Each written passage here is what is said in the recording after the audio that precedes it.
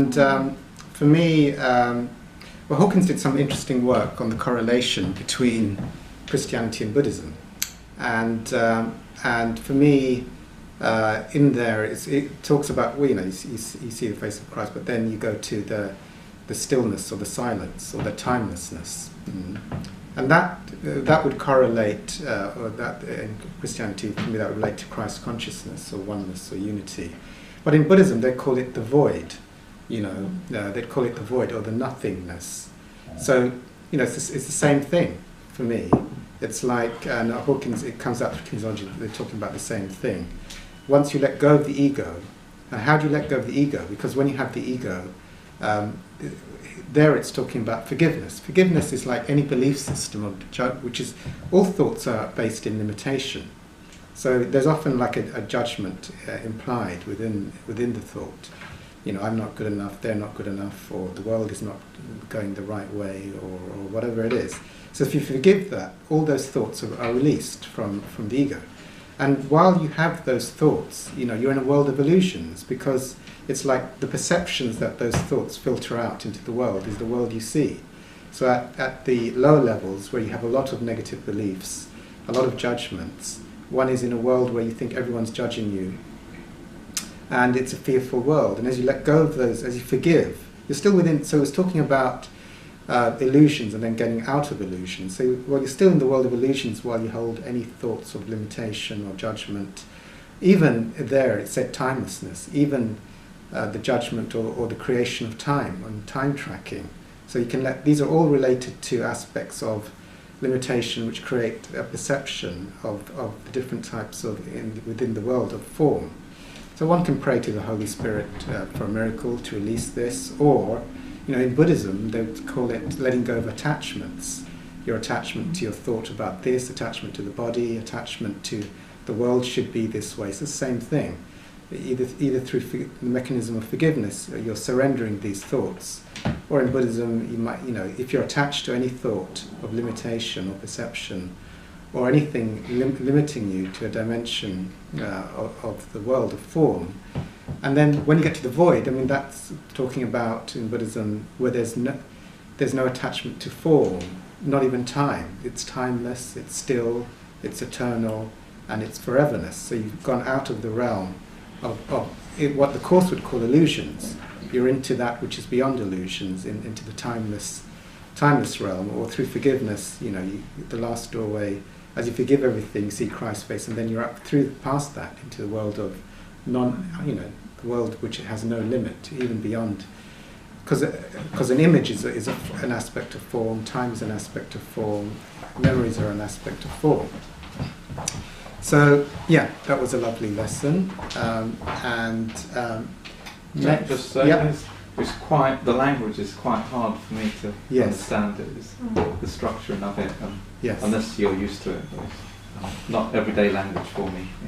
For me, anyway. It's for a lot of people. Oh yeah, the course it's for everyone. The Course is very, very difficult, especially in the beginning, to get a grip on. For me, the Course is mystical. It's not religious. There's a difference between mysticism and religion. So it's talking about letting go of your thoughts to access the stillness and peace within, whatever thoughts you hold on to. So, the Course in Miracles is mystical. There's no religion around it. Anyone can pick it up or not use it. It comes from the inner truth and how to access the inner truth through letting go of thoughts and the ego. And there's one thing, one short paragraph there, which struck me quite meaningful to me. So there can be no form of suffering that fails to hide an unforgiving thought. Yes. And nor can there be a form of pain forgiveness cannot heal. So the two. So yes, so that's been meaningful to me the last 2-3 months ago. Yes. Yeah. Dealing with suffering and forgiveness, the need to forgive. Yes, we were talking about Louise Hay's work a while back. So, like the Course says, guilt. If we hold guilt, there's judgment, and holding on to that guilt, judgment of oneself, judgment of others, judgment of the world, and that guilt creates suffering and pain, because it pulls in. You know, either I need to be punished or other people need to be punished by holding on to so much guilt.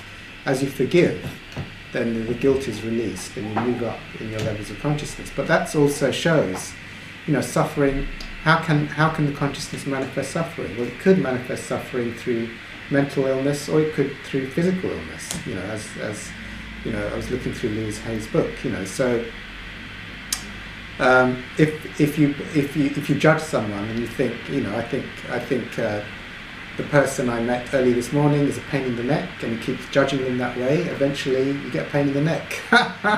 You know, because until you forgive them, and once you forgive them, then the pain in the neck suddenly alleviates. So it's like, you just think, oh, it's just a physical phenomena, but these are, yeah.